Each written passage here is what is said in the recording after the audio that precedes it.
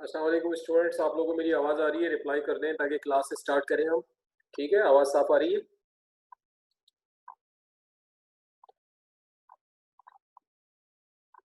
ठीक है, thank you. ठीक है, ठीक है जी, ओके, थैंक यू। ठीक है, okay, we are starting the class. हम क्लास शुरू कर रहे हैं। तो आज की क्लास में हम जो टॉपिक करने जा रहे हैं वो मैं आपको दिखा देता हूँ। आज की क्लास में हम करने जा रहे हैं prove that Cp minus Cv is equal to R. ठीक है, जैसा कि पिछली क्लासेस में मैं आपको मोलर स्पेसिफिक हीट पढ़ा चुका हूँ और हमने पढ़ा था कि गैसेस की दो मोलर स्पेसिफिक हीट्स होती हैं, Cv होती है और Cp होती है।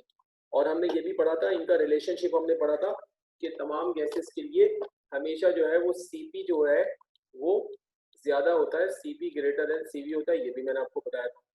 और इनका जो डिफरेंस होता है Cp माइनस Cv, ये इक्वल होता है आर के। ठीक है जी। अच्छा, ये बड़ी आसान सी डेरिवेशन है और बड़ी इंपॉर्टेंट भी है।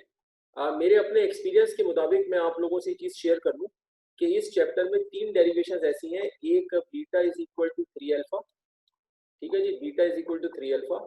दूसरी P is equal to 1/3 rho V bar square. और तीसरी जो हम आज कर रहे हैं C P minus C V is equal to are.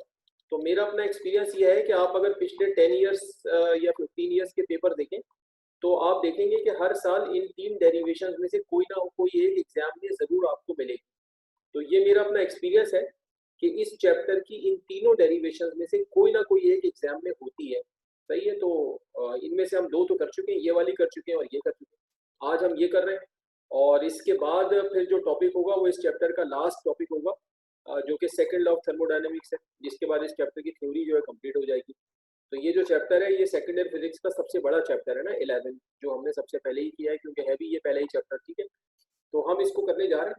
अब इसमें इस तरह से है कि देखिए हम कर क्या रहे हैं इसमें। हम कर इसमें ये रहे हैं कि हम ये कह रहे हैं कि भाई जैसे मैंने आपको पहले बताया था कि जो गैसेस होती हैं उसमें दो तरह से हीटिंग हो सकती है। एक कांस्टेंट वॉल्यूम हीटिंग होती है और एक गैस में कांस्टेंट प्रेशर हीटिंग होती है। कांस्टेंट वॉल्यूम हीटिंग के लिए गैस को हम ऐसे सिलेंडर में रखते हैं जिसमें, अच्छा, हंजला मुझे कह रहा है सर ये P इज इक्वल टू 1/3 के बाद क्या लिखा है? बेटा ये जो लिखते हैं ना इसको बोलते हैं रो। हाँ, ये कहलाता है रो। ठीक है, ऐसे बनाते हैं। ठीक है, तो मैं ये कह रहा था कि गैसेस में दो तरह से हीटिंग होती है, एक कांस्टेंट वॉल्यूम हीटिंग होती है और दूसरी कांस्टेंट प्रेशर हीटिंग होती है।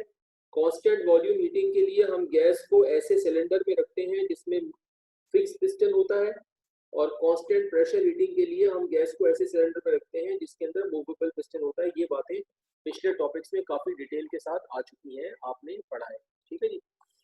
अच्छा, अब इसमें इस तरह से है कि हमने ये भी पढ़ा है कि जी अगर बॉयज लॉ हमें ये कहता है कि कांस्टेंट टेम्परेचर पर गैस का जो प्रेशर और वॉल्यूम है वो आपस में इनवर्सली वेरिएटेड होते हैं।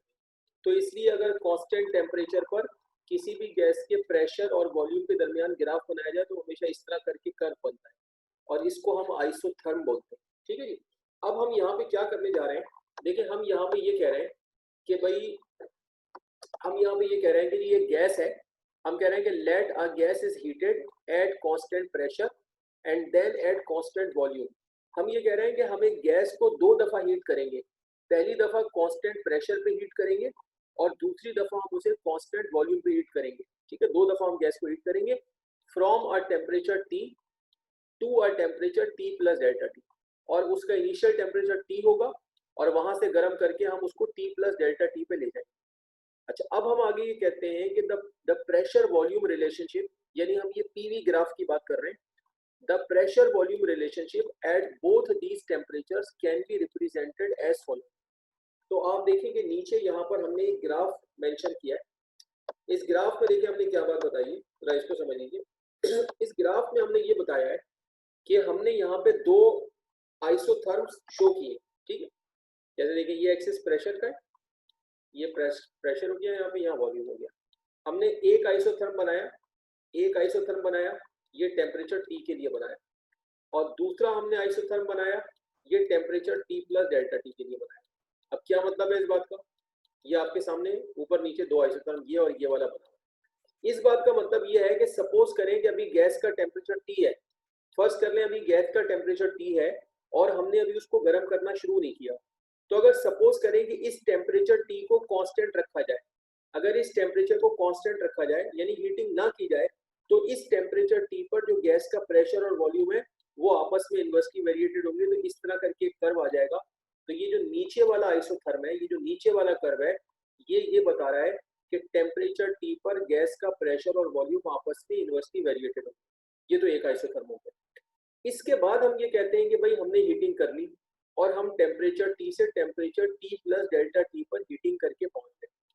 अब हम ये कहते हैं कि अगर इस टेम्परेचर को कांस्टेंट रखा जाए और गैस को मजीद गर्म ना किया जाए और गैस के टेम्परेचर को T प्लस डेल्टा T ही रखा जाए और फिर प्रेशर और वॉल्यूम के दरमियान रिलेशनशिप देखा जाए, तो एक दूसरा कर्व आ जाएगा, एक दूसरा आइसोथर्म आ जाएगा। ये बता रहा है कि जी इस टेम्परेचर पर भी प्रेशर और वॉल्यूम क्या है, इनवर्सली वेरिएटेड है। तो इस तरह हमने ये दो कर्व बना लिए।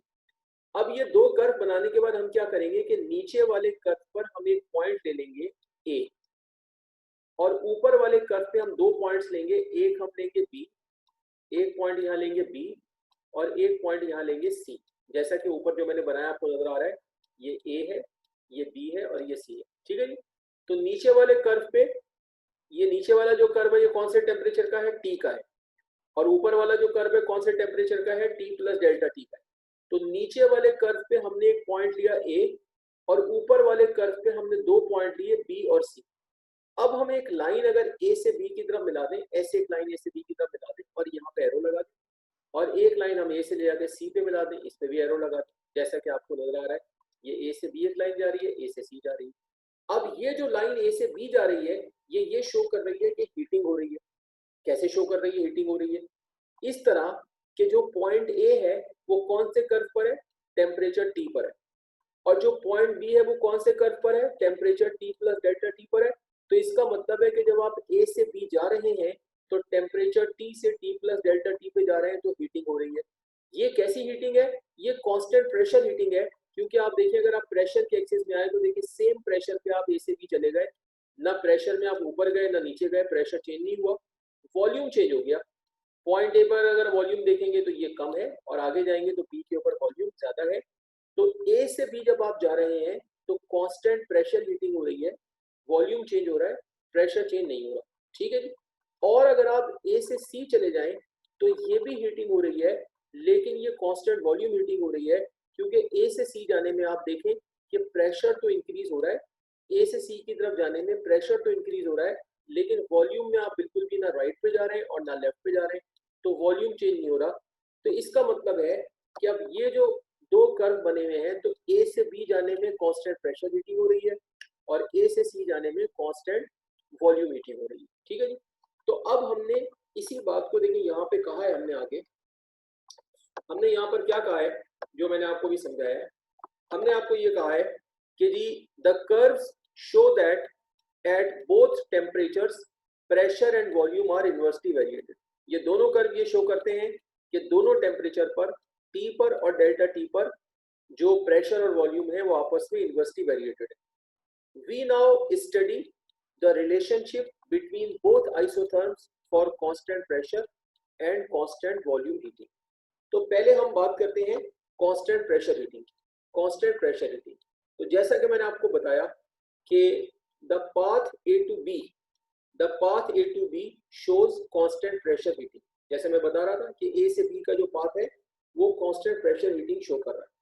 अब हम इस A से B का जो पाथ है जो कांस्टेंट प्रेशर हीटिंग शो कर रहा है, इसमें हम दो बातें देखेंगे। पहली बात हम ये देखेंगे कि हीट ट्रांसफर क्या है, और दूसरी बात हम ये देखेंगे कि वर्क डन कितना है। तो हमने पहली बात अभी की, हमने कहा heat transfer in this condition is, हमने बताया ये। अच्छा ये कहां से आया? देखो जो Cp का फॉर्मूला है जो तुम पढ़ के आए हो पिछली क्लासेस में, Cp का देखो ये फॉर्मूला होता है। Cp होता है, क्या होता है Cp होता है delta QP divided by N delta T। ये आपने फॉर्मूला पढ़ा है Cp का। तो अगर आप इसे क्रॉस मल्टीप्लाई कर लो तो जो डेल्टा QP है वो किसके इक्वल हो जाएगा, ये n डेल्टा टी Cp से मल्टीप्लाई होगा तो यहाँ आ जाएगा n Cp डेल्टा टी। अब इसमें क्या है, इसमें जो n है ये गैस के नंबर ऑफ मोल है, Cp तो मोलर स्पेसिफिक हीट है eight constant pressure, delta T जो है वो चेंज इन टेम्परेचर है, और डेल्टा क्यू भी क्या है, ये हीट है, थर्मल एनर्जी है जो गर्म करने के दौरान आप गैस को प्रोवाइड करते हैं। डेल्टा क्यू हीट होती है, और पी ये बता रहा है कि ये हीट जो है ये किस पे दी गई है, कांस्टेंट प्रेशर पे दी गई है। तो हमने क्या कहा कि कांस्टेंट प्रेशर हीटिंग के लिए जो हीट ट्रांसफर होगा वो डेल्टा क्यू पी होगा, और ये N C P delta T होगा। ये कहाँ से आया ये मैंने आपको अभी बता दिया है। एक बात ये हो गई। दूसरी बात हम ये कहेंगे कि वर्क डन कितना होगा, कांस्टेंट प्रेशर हीटिंग में वर्क डन कितना होगा। तो वर्क डन जो है वो आपको पता है कि एफ टू डी होता है, और पिछले टॉपिक्स में आइसोबैरिक वगैरह में आपने ये किया है कि भाई जो जब ये एफ टू डी होता है तो पिछले टॉपिक्स में आपको बताया था कि एफ की जगह पे पी ए आ जाता है।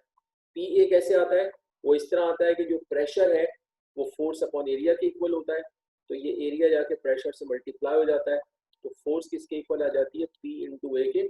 तो हम पहले भी ये कर चुके हैं कि हमने क्या किया था कि हमने इस एफ की जगह पे पी ए रख दिया था, ठीक है जी, और ये डी अपनी जगह मौजूद है, तो ये बन गया P A D.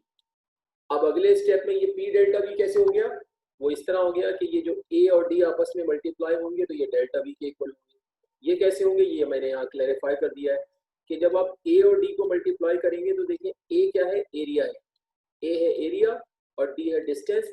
It means कि जब ए और डी आपस में मल्टीप्लाई हो रहे हैं तो एरिया मल्टीप्लाई हो रहा है डिस्टेंस से। अब एरिया जो होता है वो दो लेंथ के मल्टीप्लाई होने से बनता है, एरिया होता है लेंथ इनटू लेंथ, यानी दो लेंथ मल्टीप्लाई हो तो एरिया बन जाता है, और डिस्टेंस खुद एक लेंथ होता है, तो इसका मतलब है तीन लेंथ मल्टीप्लाई हो गई। जब तीन लेंथ मल्टीप्लाई हो गई तो ये बन गया वॉल्यूम, और ये हो गया डेल्टा वी। तो इस तरह जब ए और डी आपस में मल्टीप्लाई होंगे तो ये डेल्टा वी के इक्वल होगा, तो हम यहाँ ए इंटू डी की जगह डेल्टा वी रख देंगे और ये पी आ जाएगा, तो ये बन जाएगा वर्क डन बन जाएगा डेल्टा डब्ल्यू। तो हमने ये देखा कि कांस्टेंट प्रेशर हीटिंग में ये हीट ट्रांसफर है, और फिर हमने देखा कि ये वर्क डन है। तो जब मैं नेक्स्ट पेज पे जाऊंगा तो फिर हम क्या करेंगे कि फर्स्ट लॉ थर्मोडायनेमिक्स अप्लाई करेंगे।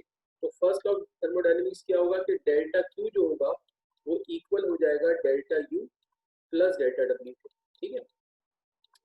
तो फिर हम ये जो डेल्टा क्यू की वैल्यू है ये यहाँ पे रख देंगे, और ये जो डेल्टा डब्ल्यू की वैल्यू है यहाँ रख देंगे।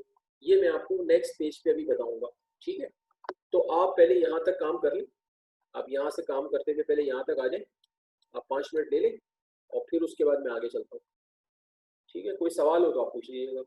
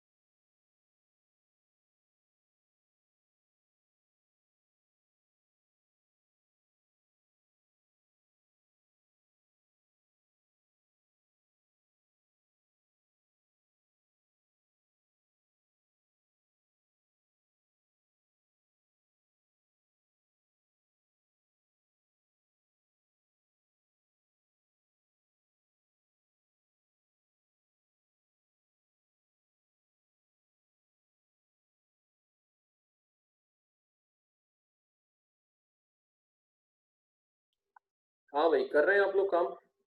कुछ लोग मुझे मैसेज दे रहे हैं कि हम्माद क्या कह रहा है कि सर ये आज की कौन सी स्लाइड है, मेरा नेट अभी आया है। बेटा दिस इज स्टार्टिंग स्लाइड, हमने स्टार्ट ही इस टॉपिक से किया है, ठीक है। और कुछ लोगों ने अब मुझे डन का मैसेज किया है, लेकिन एक बच्चा अभी आया है, तो 1 मिनट और देता हूँ, 1-2 मिनट और ले लें, कंप्लीट कर लें इसे आप लोग।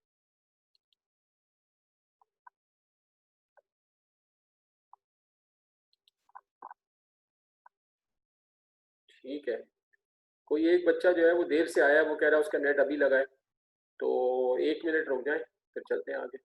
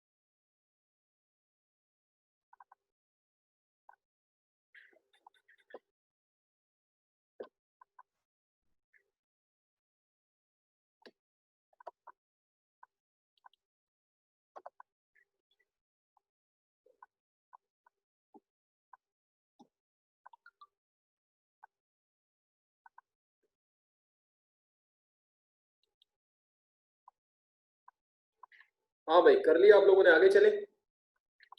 अगर कोई रह गया तो मुझे बता दें, तो मैं आगे जा रहा हूँ।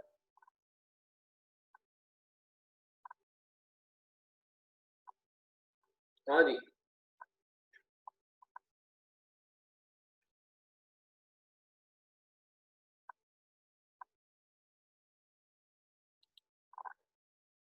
ठीक है।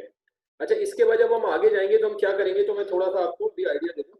हमें करेंगे ये हम कि देखिए, हमने कांस्टेंट प्रेशर रीडिंग के लिए देखिए ये हीट ट्रांसफर निकाल लिया, और ये हमने वर्क डन निकाल लिया। अब हम क्या करेंगे कि हम first law of thermodynamics apply करेंगे। तो फर्स्ट लॉ ऑफ थर्मोडायनेमिक्स भाई क्या होगा, delta Q is equal to delta U plus delta W. ठीक है जी। अब यहाँ पर हम ये वैल्यूज रख देंगे, डेल्टा क्यू, ये जो हमारा हीट ट्रांसफर है यहाँ रखेंगे, तो डेल्टा क्यू की जगह आ जाएगा N C P delta T, ये आ गया, और is equal to delta U, और प्लस जो वर्क डन है हमारा वो क्या है, पी डेल्टा वी, तो वर्क डन की जगह हमारा आ जाएगा पी डेल्टा वी। ठीक है जी। जब ये इक्वेशन आ जाएगी तो हम इस इक्वेशन को नंबर दे देंगे इक्वेशन नंबर 1 का। ये भी मैं आपको नेक्स्ट स्लाइड पे दिखाऊंगा, लेकिन मैं आपको यहाँ भी समझा रहा हूँ। ठीक है जी, इसको हम इक्वेशन नंबर 1 कह देंगे। फिर इसके बाद हम क्या करेंगे कि इसके बाद हम आइडियल गैस इक्वेशन अप्लाई करेंगे। और आइडियल गैस इक्वेशन क्या होती है, आइडियल गैस इक्वेशन होती है PV is equal to N R T. तो हम करेंगे ये कि ये जो आइडियल गैस इक्वेशन है इसे हम दो जगह अप्लाई करेंगे, एक पॉइंट ए पे अप्लाई करेंगे, दूसरा पॉइंट बी पे अप्लाई करेंगे। जब हम पॉइंट ए पे अप्लाई करेंगे इसको, तो देखिए प्रेशर तो कांस्टेंट है ना, ये कांस्टेंट प्रेशर चल रहा है, तो पॉइंट ए पे भी प्रेशर पी होगा और बी पर भी प्रेशर जो होगा पी होगा। लेकिन देखिए वॉल्यूम इंक्रीज हो रहा है, ये जो पॉइंट ए है यहाँ पे वॉल्यूम कम है, और पॉइंट बी पे गए तो वॉल्यूम के एक्सिस में आप आगे चले गए, तो यहाँ जो वॉल्यूम होगा इसको माना जाएगा V1, और यहाँ जो वॉल्यूम होगा इसको माना जाएगा V2। ठीक है जी। तो जब आप इस इक्वेशन को, कोई मुझे मैसेज कर रहा है, देखो क्या कर रहा है, अब्दुल्ला कह रहा है कि इक्वेशन 1 किसको देना। अरे अभी यार मैंने ये बताया कि नेक्स्ट स्लाइड पे जाएंगे तो हम इसको इक्वेशन 1 करेंगे, अभी कुछ नहीं करना, अभी तो मैं समझा रहा हूँ। ठीक है, तो जब हम ये PV is equal to NRT को पॉइंट ए पे अप्लाई करेंगे तो क्या होगा, होगा ये कि देखो P की जगह P होगा और ये जो V है इसकी जगह पे वॉल्यूम आ जाएगा V1, ठीक है जी, is equal to N R. देखो एन तो नंबर ऑफ मोल है, ये कांस्टेंट रहते हैं, इनमें कोई चेंज नहीं होगा, एन तो एन ही रहेगा और आर भी कांस्टेंट है, आर भी वैसे ही रहेगा, और टेम्परेचर की जगह टी आएगा। टी क्यों आएगा? इसलिए कि देखें जो पॉइंट ए है वो कौन से वाले कर्व पर आ रहा है, पॉइंट ए नीचे वाले कर्व पर आ रहा है जिसका टेम्परेचर टी है, तो टी की जगह टी रहेगा। अब आप इसी इक्वेशन को जब PV is equal to NRT को आप अप्लाई करेंगे पॉइंट डी पर, तो अब क्या होगा, पी की जगह तो पी रहेगा क्योंकि प्रेशर कांस्टेंट चल रहा है, लेकिन V की जगह ये वाला वॉल्यूम आ जाएगा, V की जगह V2 आ जाएगा, और N कांस्टेंट है, नंबर ऑफ मोल कांस्टेंट है, R कांस्टेंट है, लेकिन टेम्परेचर जो है, ये जो पॉइंट B है ये ऊपर वाले कर्व पर है, ऊपर वाले कर्व पर टेम्परेचर क्या है, T प्लस डेल्टा टी है, तो टेम्परेचर की जगह T प्लस डेल्टा टी आ जाए, ठीक है। तो हमने क्या किया, हमने ये किया कि आइडियल गैस इक्वेशन को PV is equal to NRT को एक दफा पॉइंट ए पे अप्लाई किया, एक दफा पॉइंट बी पे अप्लाई किया, तो पॉइंट ए पे अप्लाई करने से ये इक्वेशन आ गई, बी पे अप्लाई करने से ये इक्वेशन आ गई, तो उसके बाद हम इस इक्वेशन में से इसको क्या करेंगे, माइनस करेंगे। तो अब मैं आपको ये जो मैंने समझाया है ना, ये मैं आपको नेक्स्ट स्लाइड पे अभी दिखा रहा हूँ, आप जरा इसको देखिए अगली स्लाइड पे। जैसा कि मैंने आपको बताया कि हम first law of thermodynamics apply करेंगे, फिर मैंने आपको क्या बताया था, यहाँ पे हम वैल्यू रख देंगे, किसकी वैल्यू रखेंगे, हम यहाँ पे वैल्यू रख देंगे डेल्टा क्यू की, ये रख दी हमने वैल्यू, और डेल्टा यू आ गया और डेल्टा डब्ल्यू की जगह पी डेल्टा वी आ गया, और ये इक्वेशन बन गई, ये मैंने आपको बताया था। फिर मैंने आपको क्या कहा था कि हम आइडियल गैस इक्वेशन लगाएंगे P V is equal to N R T, और मैंने आपको क्या बताया था कि आइडियल गैस इक्वेशन हम दो पॉइंट्स पे लगाएंगे, पॉइंट ए पे लगाएंगे और बी पे लगाएंगे।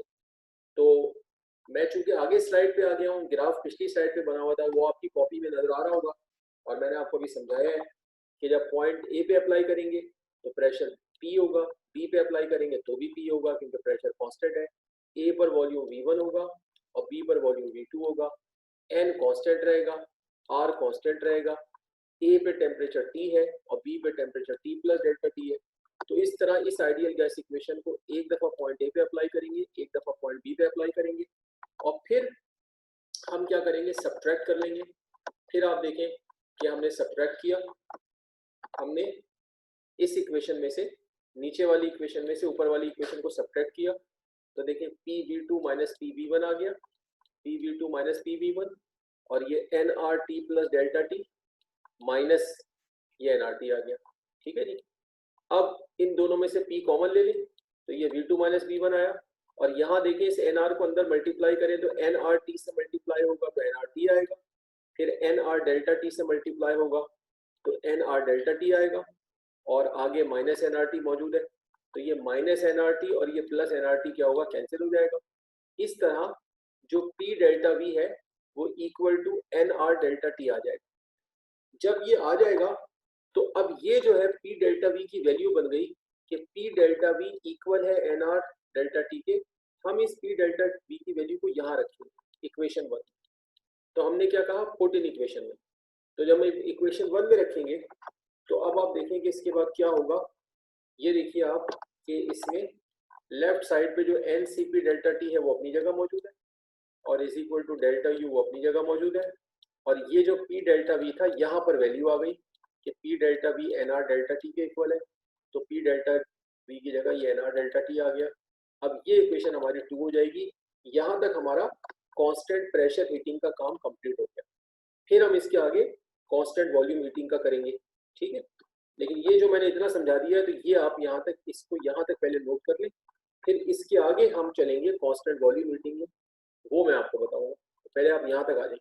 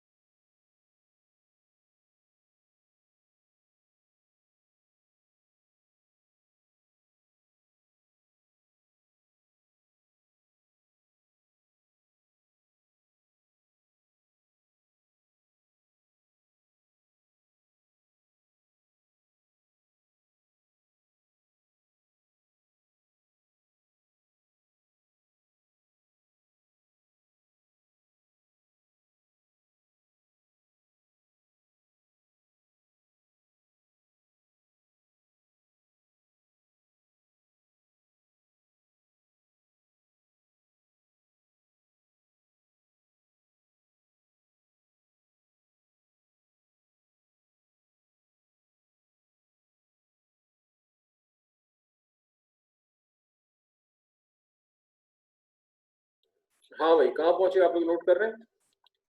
कुछ लोगों ने मुझे कहा कि कर लिया है, तो अगर कोई रह गया तो बता दें, तो मैं आगे जाता हूँ। अच्छा, ये अब्दुल्ला क्या कह रहे हैं, सर थर्ड लास्ट लाइन में पी डेल्टा वी कैसे आया? अच्छा, ये भी देख लो थर्ड लास्ट लाइन में।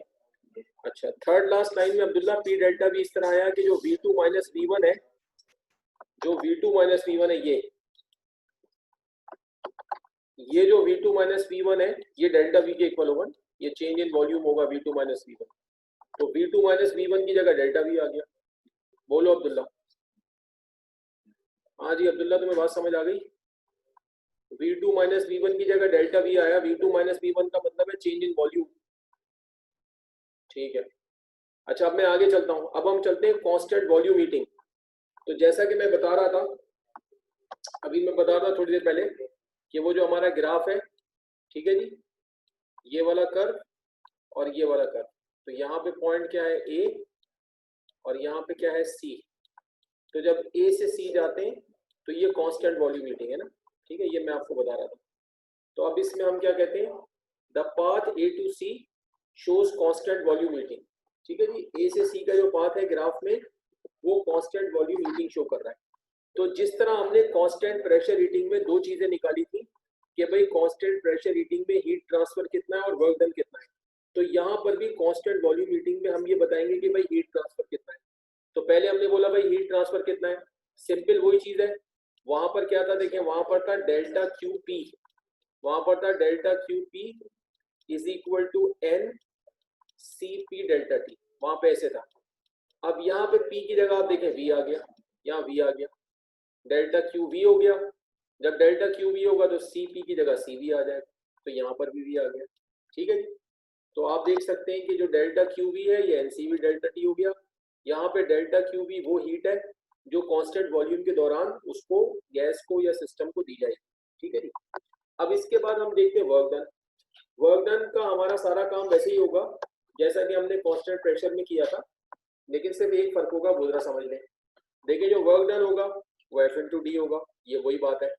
फिर हमने एफ की जगह पी ए रखा था, एफ की जगह पी आ गया, डी अपनी जगह मौजूद है, तो ये पी ए डी हो गया, ये भी वही है। फिर ए डी की जगह डेल्टा भी आया था, ये भी वही है। तो हमने ये वाले जो स्टेप है, ये और ये तो वही सेम है। अब फर्क यहाँ से आया, फर्क यहाँ से ये आया कि कांस्टेंट वॉल्यूम हीटिंग में डेल्टा वी जीरो है, क्योंकि कांस्टेंट वॉल्यूम हीटिंग का मतलब ही है कि वॉल्यूम कांस्टेंट है। तो जब वॉल्यूम कांस्टेंट है तो चेंज इन वॉल्यूम तो नहीं होगा, तो चेंज इन वॉल्यूम जीरो होगा। और अगर ग्राफ से देखें तो ग्राफ में भी यही है कि भाई for A to C delta V zero है। अगर आप ग्राफ में जाके देखें, ठीक है जी, अगर आप ग्राफ में देख लें, यहाँ से देखें आप, ये देखिए, जब आप ए से बी जा रहे थे तो देखिए मैंने आपको बताया था कि यहाँ पे वॉल्यूम क्या था, यहाँ था V1 और यहाँ पे था V2। तो मैंने आपको क्या बताया था कि जब आप ए से बी जा रहे हैं तो वॉल्यूम इंक्रीज हो रहा है, लेकिन अब जब आप ए से सी जा रहे हैं, यहाँ जा रहे हैं, तो वॉल्यूम तो ये इसी जगह पर यही V है, चाहे इसको V1 कह लें, कुछ भी कह लें, तो यही वॉल्यूम ए पर है और यही चलते चलते सी पे चले गए। तो ए से सी जाने पर वॉल्यूम चेंज नहीं हो रहा, लिहाजा ए से सी जाने में चेंज इन वॉल्यूम जीरो होगा। तो हमने क्या किया, हमने यहाँ पे क्या बोला, हमने यहाँ पे ये कहा कि जी फॉर ए टू सी जो चेंज इन वॉल्यूम है वो जीरो होगा। तो हमने डेल्टा वी की जगह जब जीरो रखा, ये मल्टीप्लाई हुआ, तो डेल्टा डब्ल्यू जीरो आ गया। तो इस तरह हमने दोनों बातें बताई कि भाई कांस्टेंट वॉल्यूम हीटिंग में ये हीट ट्रांसफर होगा और ये वर्क डन होगा। अब हम वैसे ही करेंगे कि first law of thermodynamics apply करेंगे, मतलब delta Q is equal to delta U plus work, ये अप्लाई करेंगे हम। और ये हमारा जो हीट ट्रांसफर है डेल्टा क्यू, ये यहाँ रखेंगे इसकी वैल्यू, ये इसकी वैल्यू यहाँ रखेंगे, और जो वर्क डन है इसको यहाँ रखेंगे जैसे पहले किया था। ठीक है ना। तो आप ये नोट कर लें, पहले आप ये यहाँ से यहाँ तक नोट कर लें, फिर नेक्स्ट पेज पे जाके हम इसको पुट करें। ठीक है।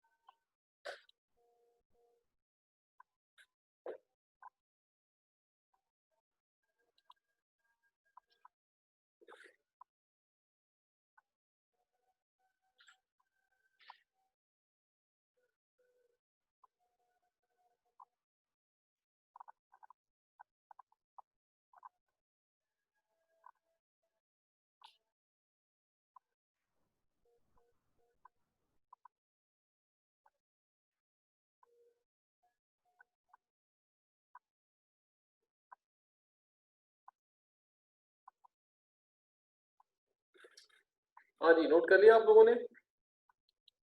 मेरा ख्याल है काफ़ी लोग कह रहे हैं नोट कर लिया, तो हम आगे चलते हैं। तो जैसा मैंने आपको बताया था कि हम फर्स्ट लॉ ऑफ थर्मोडायनेमिक्स से अप्लाई करेंगे और उसमें ये वैल्यू रख देंगे जैसे मैं आपको बता रहा था। आप देख सकते हैं कि हमने हीट ट्रांसफर पुट कर दिया और वर्क डन जीरो था वो रख दिया, ये जीरो खत्म हो गया ऐड होके। तो इस तरह N C V delta T equal आ गया डेल्टा यू के। तो अगर आप एक लिहाज से देखें तो ये यहाँ से डेल्टा यू की एक वैल्यू बन गई कि डेल्टा यू जो है वो इक्वल है N C V delta T के। तो हम क्या करेंगे, हम ये करेंगे कि इस डेल्टा यू की वैल्यू को पुट करेंगे इक्वेशन 2 में। आपके पास इक्वेशन 2 लिखी हुई है, आप देख लें कॉपी में। तो हम यहाँ से डेल्टा यू की वैल्यू निकाल के इक्वेशन 2 में रखेंगे। तो जो इक्वेशन 2 आपके पास लिखी हुई है आप देखेंगे तो उसमें लिखा होगा, लेफ्ट साइड पे लिखा होगा N C P delta T is equal to, यहाँ पे लिखा होगा डेल्टा यू। देख लें आप अपनी कॉपी में, यहाँ लिखा होगा डेल्टा यू और plus N R delta T, ऐसे होगा। ये इक्वेशन 2 होगी। तो यहाँ पे जब वैल्यू आ जाएगी तो ये डेल्टा यू की वैल्यू यहाँ पे आ गई N C V delta T, ठीक है। और फिर उसके बाद आप ये करें कि ये जो आपका